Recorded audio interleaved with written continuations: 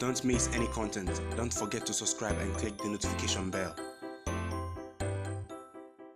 Welcome back to the channel. As usual, I am your host, Sellssi. Appiah. So today we're going to talk about a couple of issues pertaining to football, as we usually do.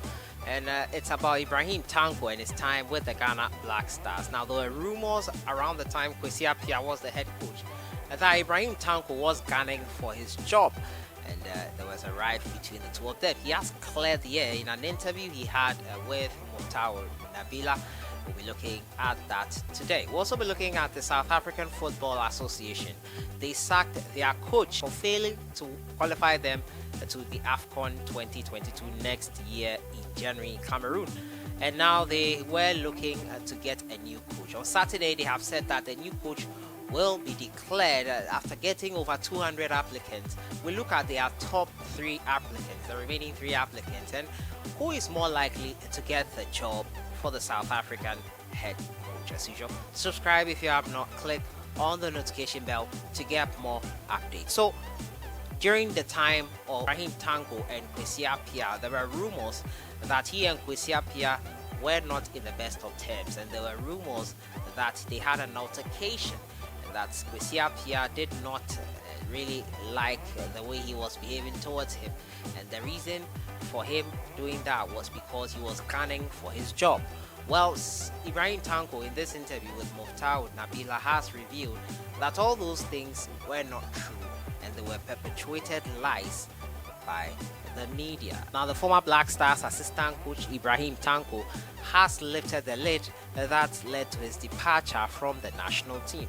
Now, according to reports back in 2019, the former Black Stars coach left the position following a rift between himself and then head coach KWESI Appiah. According to Tanko, those reports were false and were peddled by individuals who had their own motives. I heard a lot of things. In Ghana, we talk a lot. That KWESI Appiah said I was undermining because I wanted his job. I never did that, but I did not want to argue with him. Why do I have to undermine you after working with you for 2 years? I know there are a lot of people whose job it is to spread rumors just to earn favors. I can assure you that afterwards, KWESI Appiah found out about the truth. He knows that what was said was not the truth, he told Muftau. After leaving the Black Stars coaching job, Tanko has gone on to handle the Ghana under 23 and now is the head coach of the Ghana Black Stars B. So no truth to those rumors about a rift between Ibrahim Tanko and coach KWESI Appiah and undermining his job because he was gunning for it. All those were lies that were being peddled, falsehoods, and he has cleared the air on that. He and KWESI Appiah are on good terms, and KWESI Appiah is now doing business with his hotels and chain of companies that he has. He is tending to them now, taking a break from football. My next story has to do with the South African Football Association. They are looking for a coach for their national team as we prepare for the World Cup qualifiers. Ghana and South Africa are in the same group, and South Africa, after letting go of their coach, opened application. Over 200 coaches, according to reports, applied, and now they have been shortlisted. New Bafana coach will be announced on Saturday, and the South African Football Association has begun talks with the 3 men who have made the final shortlist.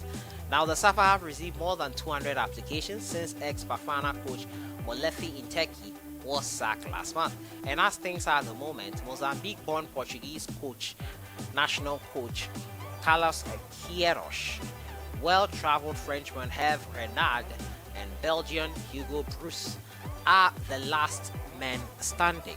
Now, Frenchman Philippe Troussier, ex-Portugal international Abel Xavier, and many others were on the list of applicants, but they will have to retreat, as the next Bafana coach will either be Queiroz, Renard, or Bruce. Ticho Mosemane was a firm favorite among the members of the SAFA Technical Committee in the early stage of the search for a new man. But after the outspoken Al Ali coach did not warm up to the idea, the net was cast wider. Negotiations with the 3 men got underway in earnest on Monday morning. Queiroz is believed to be the strong favorite as besides putting his hand up and telling Safa to he is available to take over at moment's notice, he has a firm understanding of the Bafana and South Africa in general. Now, the Portuguese national is a regular visitor of South Africa as he has family based in Johannesburg. He is said to consider South Africa as his second home, and it's no secret that he has close friends at the South African Football Association House, including the South African President Danny Jordan. He is also a former Bafana coach. He was national team coach between 2000 and 2002 and understands the tricky political dynamics that govern South African football very well. Now, Queiroz came very close to returning to South African Football Association House and getting the job in March 2017 after Appiah's Mashaba's sacking a few months earlier. He had already agreed terms with the SAFA and was set to be announced as the new coach when his employers at the time, Iran Football Association, pulled the rug from under his feet and triggered a €7 million resignation clause in his contract. His contract was to run until 2018, and the Iranians said if the folks of SAFA were that desperate to get their hands on Queiroz, they would have to part with the money they were demanding. The job eventually went to Britain Stuart Baxter. Renard's achievements on the continent gave him a crucial advantage over his rivals as he holds the unique distinction of winning the African Cup of Nations with Zambia in 2012 and with Ivory Coast in 2015.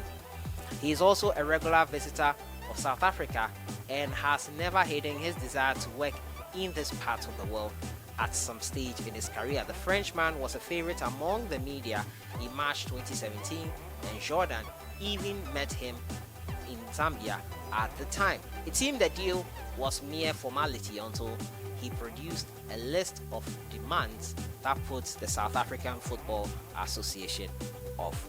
He wanted to bring several associates along as part of the technical team and also demanded that his agent earn 20% of his salary at SAFA's expense for the duration of his 5-year contract. Bruce also had discussions with the South African Football Association at the time, by his own list of demands, including 20% of his salary he wanted his agent to be paid by his prospective employers, put his prospective employers off. The Bafana job became vacant after Nteki was fired for failing to win the AFCON, and now it looks like these three will be the ones to take over. The favorite looks like it is going to be Carlos Queiroz, but it's anyone's guess. I'll be keeping you guys updated who will get the job.